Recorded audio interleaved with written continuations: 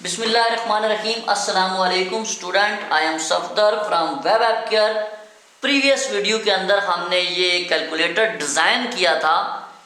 इस वीडियो के अंदर हम इसको फंक्शनल करना सीखेंगे कि ये काम कैसे करेगा। हम चलते हैं अपने कोड पे। ये हमारा कोड है जिसमें ये CSS का काम किया था हमने, और ये हमारे बॉडी के अंदर बेसिकली एक टेबल बना था। इस टेबल के अंदर हमने कुछ बटन बनाए थे और कुछ सिंबल बनाए थे। यहाँ पे सबसे पहली बात, यहाँ पे हमने टेबल स्टार्ट किया हुआ है और जहाँ पे टेबल हमने एंड किया हुआ है। जब टेबल स्टार्ट जहाँ से किया हुआ है, इससे पहले यहाँ पे एक टैग लगा देंगे FORM फॉर्म, और इसको एक एट्रीब्यूट प्रोवाइड करेंगे method is equal to value, इसको देंगे पोस्ट, और ये फॉर्म का टैग जो है टेबल के टैग के बाद यहां पे क्लोज कर देंगे FORM फॉर्म। ये बेसिकली क्या करता है कि फॉर्म का टैग के मैं भेजूंगा क्या, यानी कि इसके बटन पे क्लिक करूं तो कोई ना कोई चीज मैंने भेजनी है, पोस्ट करनी है। एक बात, इस फॉर्म को हम कोई ना कोई नाम दे देते हैं। फॉर एग्जाम्पल मैंने नेम दे दिया NAME, name is equal to calculator है तो हम कर देते हैं CALCA कैलका। आप अपना नाम कुछ भी रख सकते, नाम एट्रीब्यूट जो है इसको हम वैल्यू कोई भी दे सकते हैं। दूसरी बात यह है कि जो हमारा इनपुट की फील्ड है, ये रिजल्ट जहां पे मैं लिख रहा हूं, पहले तो मैंने क्या करना है कि इसमें मैं अपने हाथ से कोई चीज लिख ना सकूं। उसके लिए हमने क्या करना है, मैं यहां पे गया इस इनपुट की फील्ड में, ये आप यकीनन देख सकते हैं कि ये मेरी वो इनपुट की फील्ड थी, ये क्लियर है। इसमें मैं गया और यहां पे मैं जाके लिखता हूं READONLLY, read only is equal to true, TRUE। इससे क्या होगा, जब मैं यहां पे आप कुछ लिखने की कोशिश कर रहा हूं तो ये मुझे लिखने नहीं दे रहा। रीड ओनली का मतलब होता है सिर्फ पढ़ सकते हो, लिख नहीं सकते।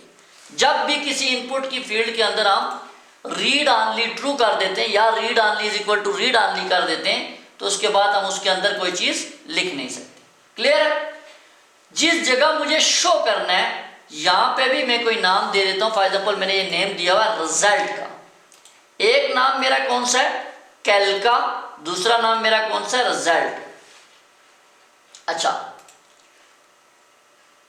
मैं क्या करता हूं, मैं जाता हूं यहां इस 9 पे। मैं चाहता हूं कि जब मैं 9 पे क्लिक करूं तो यहां पे 9 लिखा हुआ आ जाए। तो मैं क्या करूंगा, मैं अपने इस इनपुट की फील्ड में गया जिसमें 9 लिखा हुआ, मैंने कहा on click is equal to, जब मैं ऑन क्लिक करूं किस पे, 9 पे, सबसे पहले कैलका में जाऊं, Ctrl+V पेस्ट डॉट, यानी कैलका के अंदर आओ, उसके बाद रिजल्ट में जा, Ctrl+C कॉपी, Ctrl+V पेस्ट। ये बेसिकली मेरा कैलका पूरा कैलकुलेटर है। उसके बाद मैंने कहा कैलकुलेटर के इस हिस्से में जा, ये रिजल्ट वाले हिस्से में जा। जब भी मैंने आपको बताया कि इनपुट के पास हमारे पास क्या होती है, वैल्यू होती है, मैंने कहा उसकी .VALUE वैल्यू में जा और उसको बराबर कर दे किसके, 9 के। जब मैं 9 पर क्लिक करूं, कैलका के रिजल्ट की वैल्यू को बराबर कर दे 9 के। मैं इसको सेव करता हूं, यहां पे आता हूं, रिफ्रेश करता हूं, मैं 9 पे क्लिक करता हूं, ये देखिए 9 लिखा हुआ।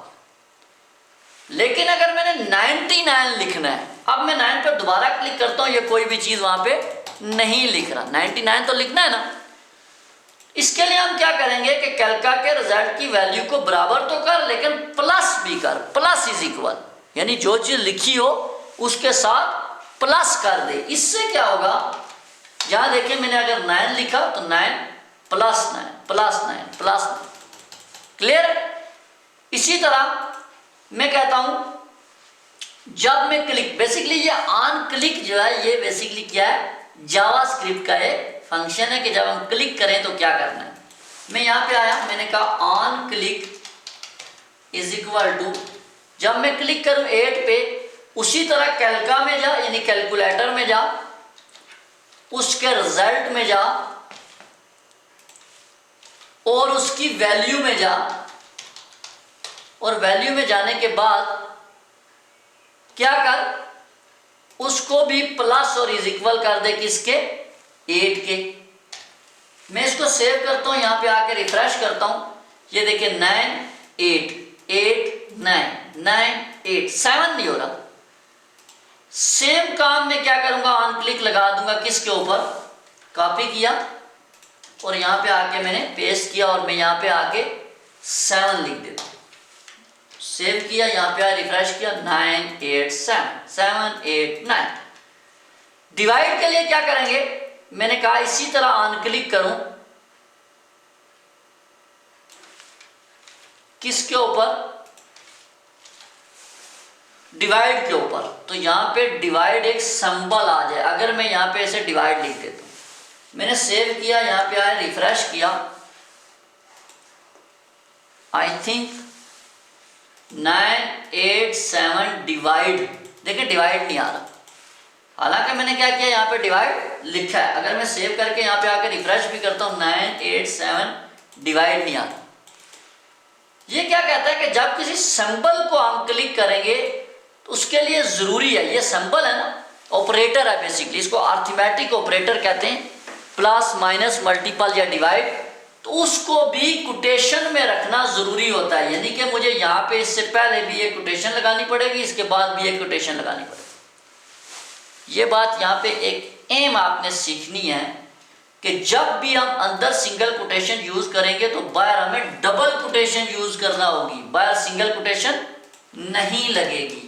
क्लियर है?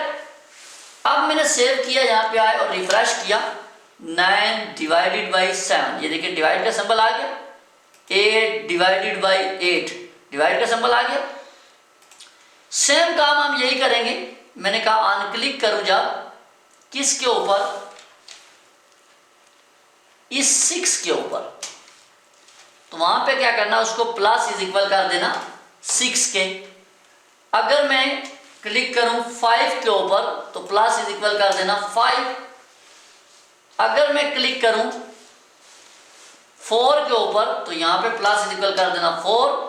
फिर सिंबल आ गया, यानी अरिथमेटिक एक्सप्रेशन आ गया, तो यहां पे हम क्या करेंगे, जब मैं क्लिक करूं इस सिंबल के ऊपर तो बाहर डबल कोटेशन और अंदर सिंगल कोटेशन, और यहां पे मैं एक सिंबल दे देता हूं जैसे कि मल्टीप्लाई।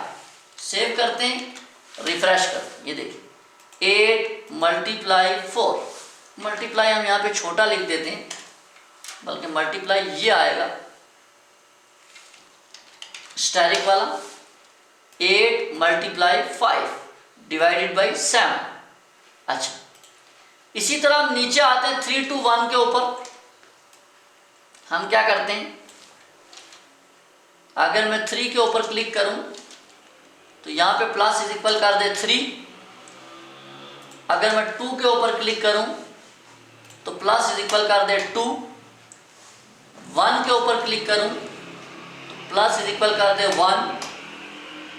अच्छा, अगर मैं माइनस पे क्लिक करूं तो यहां पे क्या हो, कुछ इस तरह से मल्टीप्लाई की जगह माइनस आ जाए। सेव करते हैं, इसको भी चेक कर लेते हैं, -1 2 3 मल्टीप्लाई 4 5 6 9 8 7 डिवाइडेड बाई, अगर मैं 0 के ऊपर क्लिक करूं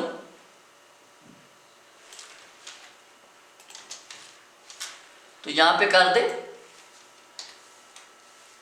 0 0। सी पे क्लिक करने से देखना हम क्या करेंगे, अगर मैं सी पे क्लिक करूं तो इसकी वैल्यू को इज इक्वल कर दे खाली के, ब्लैंक के। ब्लैंक बोले तो जिसमें कुछ भी नहीं लिखा होगा। यहां पे हम बाहर हम डबल कोटेशन लगा देते हैं और अंदर हम कर देते हैं कि इस वैल्यू में कुछ भी ना लिखा हो, यानी कि ब्लैंक हो जाए। जैसे कि यहाँ पे मैं रिफ्रेश करता हूँ, मैंने 5 लिखा, सी प्रेस करूँ कुछ भी नहीं, 5 2 1 लिखा, सी प्रेस करूँ, क्लियर कर रहा है। वैसे क्लियर मतलब उधर से सारी वैल्यू को हटा रहा है।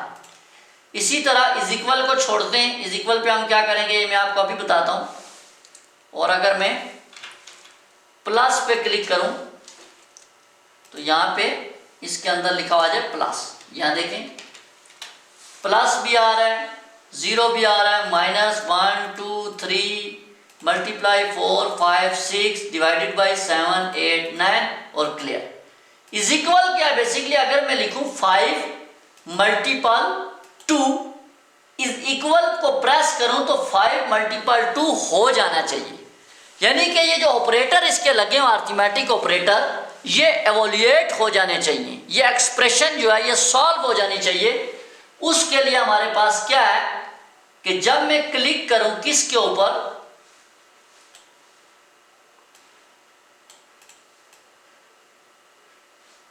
Control C copy is equal के ऊपर, तो मैंने कहा जब मैं क्लिक करूं इसके वैल्यू के ऊपर तो इसको बराबर कर दे किसके,